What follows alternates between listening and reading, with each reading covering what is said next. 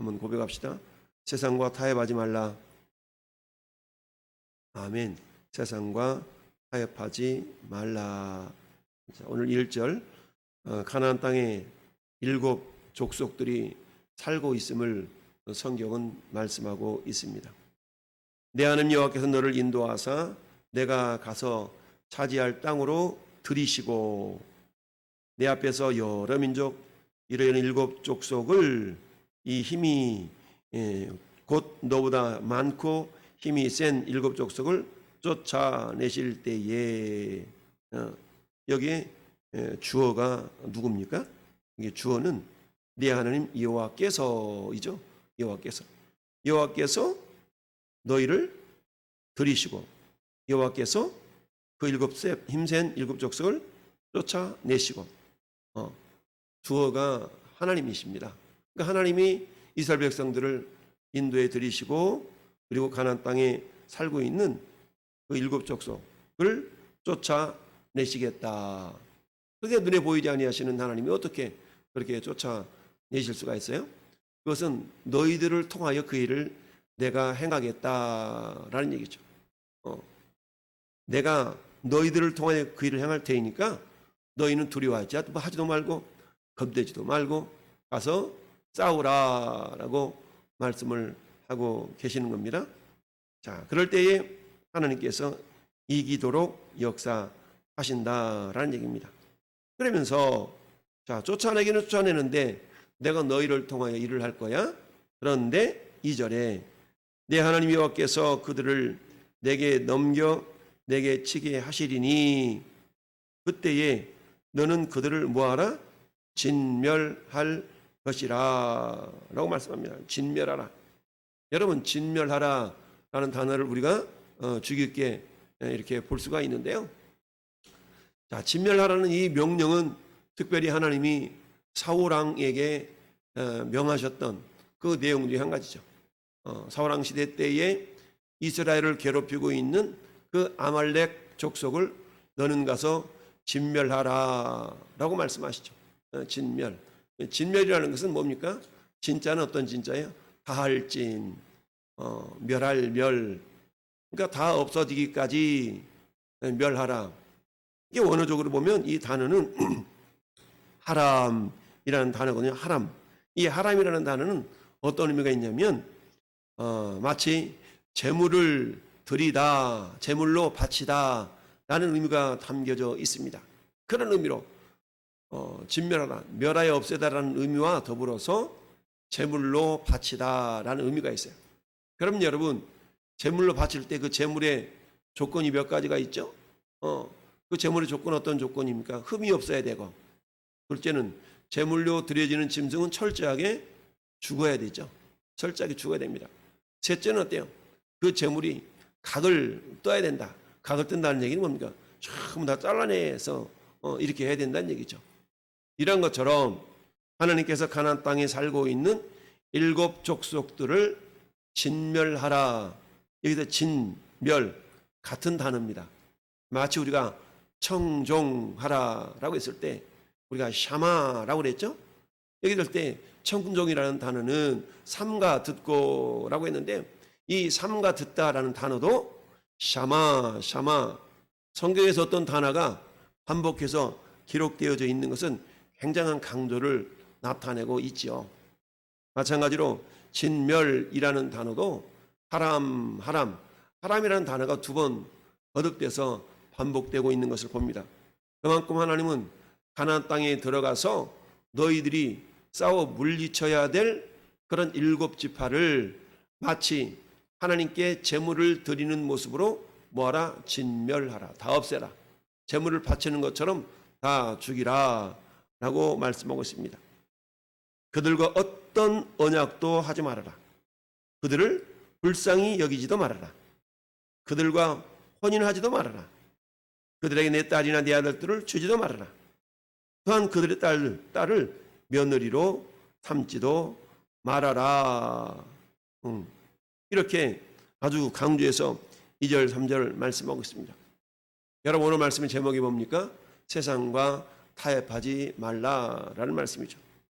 그렇다면 1절에 있는 가나안 땅의 7족속, 7족속은 오늘날 이 땅에 존재하는 모든 사람들을 상징한다라고 볼 수가 있어요.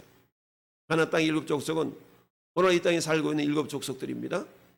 7족속들은 어떻게 이 땅의 삶을 살아가고 있습니까? 각 영역마다 살아가고 있죠.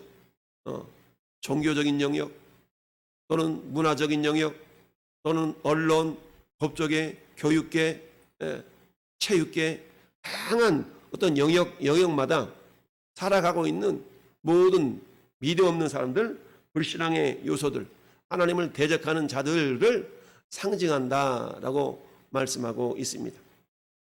그래서 뭐라고 말씀합니까? 이들을 쫓아내고 진멸하라. 여러분, 예수님은 세례 요한을 지칭하면서 세례 요한의 때부터 천국은 침노를 당하는데 침노하는 자는 빼앗느니라 라고 말씀하고 있습니다. 천국을 침노를 당하는 겁니다. 침노해서 빼앗는다라는 얘기입니다. 무슨 말씀입니까? 이 땅에는 이 세상의 어둠의 주관자들이 여전히 사단에 의해서 그 어둠의 영향력을 끼치고 있는 것이 이 세상이죠. 그런데 하나님은 뭐라고 말씀합니까? 너희는 세상의 빛이다. 너희는 세상의 소금이기 때문에 너희의 빛을 세상 속에서 선한 영향력으로 어둠의 요소들을 하나하나 다 몰아내고 빛으로 정화시켜서 이 세상을 하나님의 나라로 빚어 가라, 만들어 가라 라고 말씀하고 있죠. 이것은 마치 하나님께서 이스라엘 백성들을 너희가 가나안 땅에 들어가거들랑 거기에 있는 원주민들 7족속들이 있는데 어떤 족속들은 산지에 살고 어떤 족속들은 평지에 살고 어떤 족속들은 해변에 살고 각 족속들마다 다 특징이 있다는 얘기입니다. 좀 전에 말씀드렸던 것처럼 이 세상은 각 영역을 이루면서 이 사회가 이루어져 가고 있는 거 아니겠습니까? 법조계, 신앙, 문화, 종교, 군사, 다양한 교육, 영역마다 불신앙의 세력들이 진을 치고 있죠. 그러면서 믿음이 증거되지 못하도록 얼마나 역사하고 있습니까? 그런데 그들을 어때? 마치 하나님께 제물을 바치듯이 뭐 해야 된다고요? 그들을 진멸하라. 이 진멸이라는 단어 속에는 어떤 의미가 있다고 그랬어요? 제물로 바치다 라는 의미가 있다고 그랬죠. 여러분, 우리 로마서 한번 15장 한번 펴볼까요? 로마서 15장. 로마서 15장에 가면 같은 개념의 말씀이 있어요. 로마서 15장, 자 16절. 로마서 15장 16절 같이 합독할까요? 이 은혜는 곧 나로 이방인을 위하여 그리스도 예수의 일꾼이 되어 하나님의 복음의 제사장 직분을 하게 하사 이방인을 뭘로? 제물로 드리는 것이 성령 안에서 거룩하게 되어 받으실 만하게 하려 하심이니라. 아멘. 이건 어떤 것을 의미하냐면 이방인들에게 복음을 증거해서 이방인들을 붙들고 있던 사단의 세력들, 이 사단의 세력들을 완전히 멸하여서 이 이방인들이 마치 제물처럼 하나님께 드려지도록 하라. 이게 사도 바울에게 주신 명령이요 사명입니다. 이 사명은 오늘 이 시대를 살아가는 저와 여러분들에게도 동일하게 주어져 있는 줄 믿습니다. 우리의 사명은 세상의 여러 가지 세력, 여러 가지 영역마다 진을 치고 있는 이 어둠의 권세들, 그 진지를 우리가 무너뜨려야만이 그들이 주님 앞에 나와서 마치 제물이 되어진 것처럼 주님을 섬길 수가 있다라는 이야기입니다. 그런데 이 모든 것들 속에 하나님의 주권적인 역사하심이 우리 믿는 자들을 통하여 이루어져 나간다라는 얘기입니다. 따라서 진멸하라는 얘기는 그 영향력을 완전히 제거하라라는 의미와도 같은 것입니다. 여러분, 며칠 전에 지난주에 서울시 시청 앞 광장에서 퀴어 축제라는 것이 열렸죠. 퀴어 축제. 말이 퀴어 축제지 동성애자들의 축제 아니겠어요? 여기에서 또 우리 기독교계에서 수많은 사람들이 맞불 집회를 이렇게 했던 걸 보게 됩니다. 그들은 소수자들에 대한 권리를 주장하고 옹호한다라는 그런 미명하에 하나님이 결코 기뻐하지 않는 그런 집회를 열고 있고, 이 일에 심지어는 주한 미 대사조차도 와서 축사를 하는 등 굉장히 불신앙적인, 하나님이 기뻐하지 않는 그런 모습들을 보여주었던 걸 우리에게 뉴스를 통해서 접할 수가 있는데요. 이런 것들이 결국 다 뭐냐? 이것은 가나안 땅에 기가하고 있는 7 족속들과 같다라는 얘기입니다. 하나님 이들을 향해서 뭐하라? 물론 그들을 우리가 마치 원수 다루듯이 그렇게 하라는 얘기는 아닙니다. 그들을 불쌍히 여기서 무엇으로 진멸하는 거요? 복음으로 진멸하는 겁니다. 할렐루야. 사랑으로 정복해 들어가는 겁니다. 할렐루야. 네. 그래서 그들의 영향력이 사라질 때까지 진멸하라.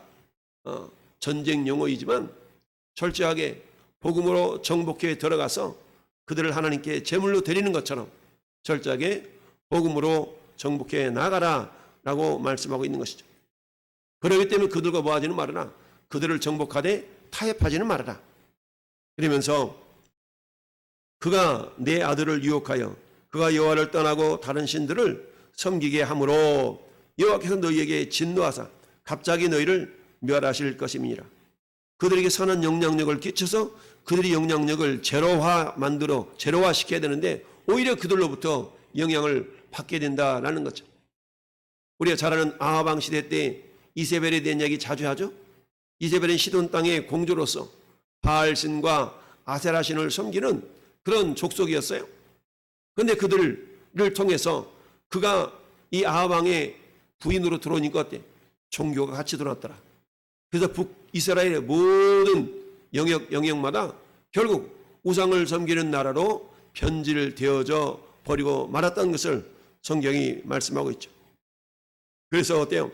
5절에 그러니까 너희는 그들에게 행할 것이 이것이다. 첫째, 그들의 재단을 뭐하라? 헐면서 주상을 깨뜨리라. 재단을 헐어버리라. 이 주상은 뭡니까? 바알신을 섬긴 바알신상을 말하는 겁니다. 남자신이죠. 바알신. 이게 기둥으로 되어 있기 때문에 이 신을 깨뜨리며 그 다음에 아세라 목상을 찍으며, 아세라 목상은 여신입니다. 그러니까 남신과 여신으로 대표되는 신이 주상과 목상인데요. 이걸 찍으며 조각한 우상들을 불살라라 라고 명령하고 있습니다. 그러면서 왜 이렇게 해야 되냐? 6절에 왜냐하면 이라는 단어가 없죠. 그런데 왜냐하면 너희는 내 하나님 여호와의 성민이기 때문이야 라고 말씀하고 있죠. 성민, 거룩한 백성이라는 의미 아니겠어요? 내 하나님 여호와께서 지상 만민 중에서 너를 자기 기업의 백성으로 택하셨는데, 여호와께서 너희를 기뻐하시고 너희를 택하심은 너희가 다른 민족보다 수요가 많기 때문도 아니고 너희가 강하기 때문도 아니고 오히려 너희는 모든 민족 중에서 가장 적다. 그런데 여호와께서 다만 너희를 뭐하심으로 말미암아? 사랑하심으로 말미암아. 또는 너희 조상들에게 하신 맹세를 지키려 하심으로 말미암아. 맹세를 지킨다는 얘기는 뭡니까? 언약에 신실하신 하나님. 언약에 신실하시다. 이 내용을 9절에 그렇게 얘기하고 있죠. 그런즉 너희는 알라. 오직 내 하나님 여호와는 하나님이시오 신실하신 하나님이라. 신실하다. 아만이라는 뜻인데, 아만. 우리 사투리로 암만 그렇지 이런 의미처럼 원어적으로 아만이라는 뜻은 신실하다 이런 의미예요. 신실하신 하나님께서 그를 사랑하고 아헤브 그의 계명을 지키는 자들에게는 천대까지 언약을 이행하시고, 언약이라는 말은 마치 두부에 어떤 흠이 있잖아요. 두부에 흠이 있으면 어떻게 딱 잘라내죠. 이런 것처럼 이게 잘라내는 그런 의미가 담겨져 있는데 베리트라는 단어입니다. 언약을 이행하시며 인내를 베푸시되, 인내, 사랑, 헤세드 라는 얘기인데요. 아헤브, 헤세드 전부 다 자비를 말씀하고 있죠. 자, 이처럼 하나님께서 이스라엘 백성들을 성민 삼으시고 구별된 백성 삼으신 그 이유 때문에 너희들은 어떻게 세상 속에서 구별되게 살아가야 된다는 얘기죠. 그런데 세상에는 한마디로 말하면 우상으로 대표되는 그 주상과 목상이 있다. 이것을 뭐하라? 불살라라. 여러분, 우리의 삶에 은밀하게 영향력을 끼치고 있는 우상의 요소들이 얼마나 많습니까? 물론 오늘날에는 기둥을 세워놓고 나무로 깎아서 만든 비나이다 우리 예수 믿는 사람들에게 그런 우상은 없죠. 그러나 어때요? 우리가 하나님과 더욱더 친근히 가까이 하며 하나님의 말씀을 순종하려 하는 것들을 방해하는 다양한 우상의 요소들이 있는 것을 우리가 스스로가 알 수 있어요. 때로는 무엇조차도, 우리의 자녀조차도, 때로는 우리의 자녀조차도 우리의 우상이 될 수가 있고요. 우리의 취미도 우상이 될 수가 있고요.